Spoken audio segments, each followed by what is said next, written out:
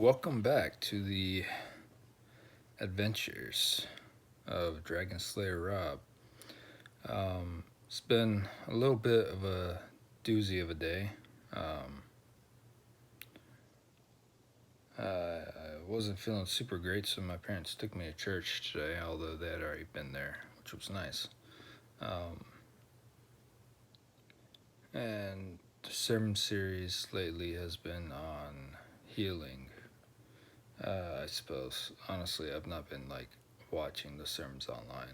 I don't do that all the time, and most of the time I don't make it to the church services due to chronic illness. I'm more likely to make it to small groups in the evening. But anyhow, all that aside, because of my chronic health issues, my mom was like, "Oh, well, it'd be a great day for you to go to church and go down to the altar call and all that." So I was like, "All right, well, guess so." And we made it late because I was trying to take care of my migraine that I had. But God always works on His timing. So the pastor was saying his sermon, and I was writing. It's something I've started to do while I'm in church is to write poems or some other form of worship or veneration to the Lord. And today, anyhow, this is what I wrote today. I will remember when my body and my soul aches, when they cry out for aid. I will remember the goodness of God.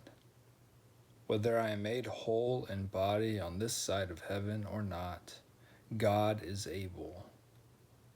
And He has blessed me with bountiful richness, far more than I can comprehend. And I deserve none of it, yet this loving Father continues to lavish upon me blessing after blessing, and I know He will heal me. What can stay the hand of Yah? Who can say that God delays? His timing is perfect, His will complete. No sickness can compete with the healing hand of God. So, as I went to the altar, which at the church we go to is just a kind of a stage. There's nothing fancy up there, but we invite the presence of the Lord, and He's there where His people are. So I just kneeling down at the end of the stage, and I was praying over this, which I'd written, and I apparently had a couple of people lay hands on me and pray over me, and one of them turned out to be my friend Landon, who unfortunately I haven't seen in a little while, but I've been in a couple small groups with him, and he's a solid dude. He's a good guy.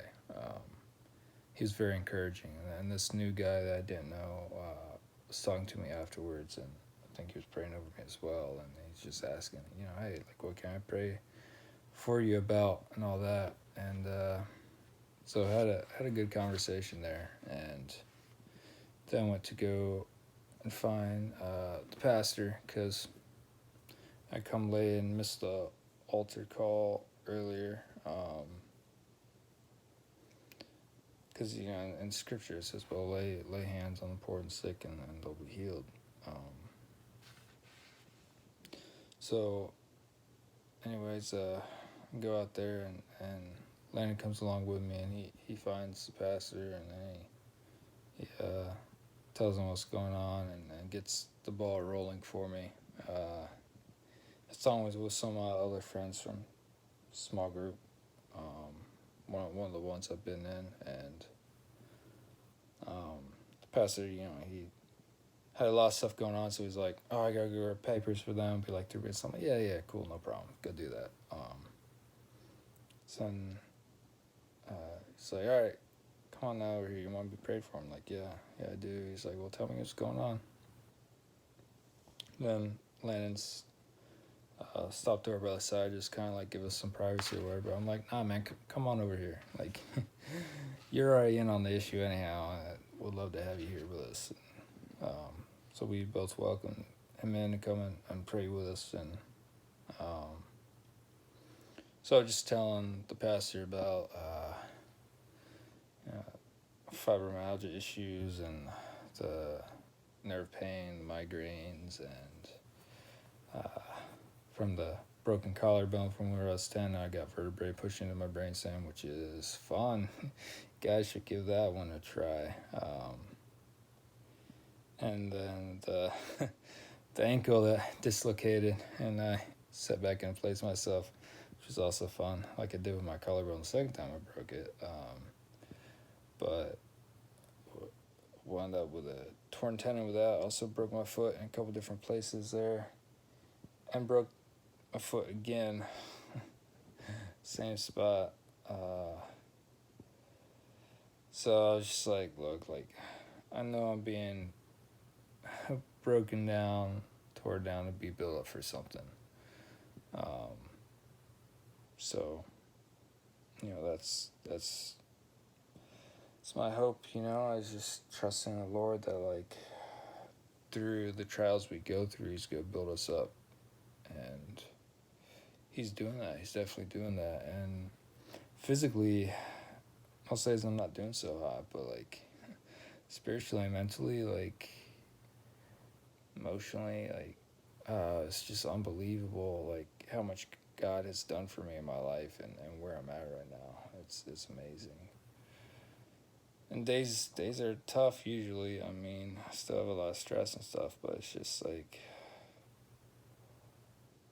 when I pause and I take time just to focus on God, it fades away. And I know he's leading me somewhere great. He's got plans for me, and I don't really need to worry about my future. But in contrast of that, this is where it gets hard, because when it's an issue of me, it's like I don't really care about my issues as much as I should. Then when it's other people that I care about, it's different. So I've been talking with this girl for a little while. We've been hitting it off, but mutually, from the beginning, I've been like, well, we want to take things slow, let things kind of naturally progress, and all that, which we're both cool with. And there's like several reasons why, like, and we both have our own reasons too, but it's it's going good. I wouldn't say perfect, but when we do get into some kind of a disagreement or argument, we can come back around and talk it out and move forward, and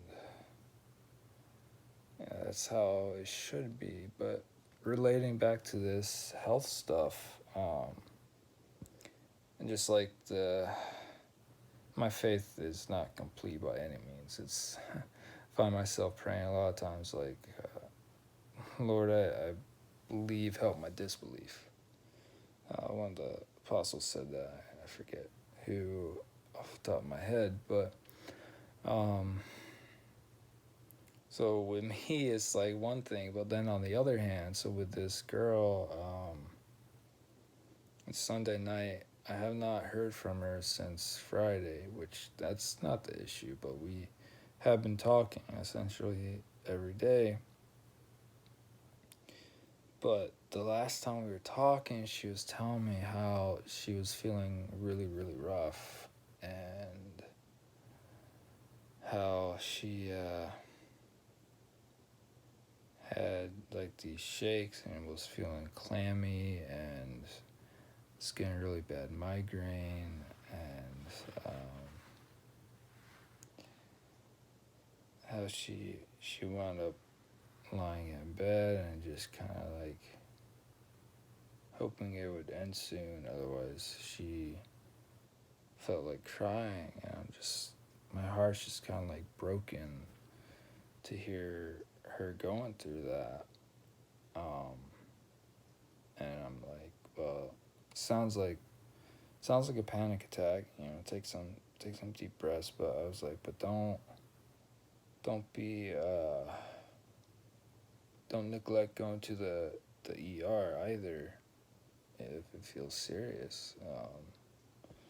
Because I mean that doesn't sound good. It really doesn't. And so I'm hoping she did, but the thing is that she never read those texts of me talking about going to the ER. And just the fact that she hasn't read those texts, and then like I've checked up on her, through that usual message through, and then also like text her, and I called her, and not trying to be like, obsessive, like losing myself and like after for attention or anything, but it's like genuine concern because it's just so uncharacteristic to not have heard back from her, or for her to not even have read those messages is concerning, especially given the last things we talked about. We never even finished that conversation. It's kind of scary. It is scary, and very worrisome, but uh, I'm just having to give it up to the Lord and pray for her. I've asked other people to pray for her, and praying that she's okay, and trust in the same God who I have my trust in, who I know will heal me. That's like the biggest words I wrote down there. It's like, do I really believe that God is sovereign, that God is able? Like, yeah, I do. So, and the same thing for her. So, it's hard when things are out of your control to let go and give them up to God, whether it's things that have to do with you personally or other people that you care about, or like the greater world stuff going on in general. But we just have to trust. We have to do our part with like what we can do in the relationships that we have by supporting and encouraging one another, like the people who came around me today. And we have to start to come around other people. We need to be building community and not all trying to run this race in isolation, deal with our mental health issues or financial troubles or emotional problems, whatever, just in isolation. No, that's not what we're meant for. We're meant for community, to be made stronger by being intertwined together. And but fortunately, sometimes like all you can do is go to God, and that's not necessarily a bad place to be by any means, because He is the greatest help that there ever could be. So that's just me being open and vulnerable about where I'm at and what I'm feeling, and my my fear and um, I'm just trying to trust him because I know he's good, and I pray for her well being, and I also pray that uh,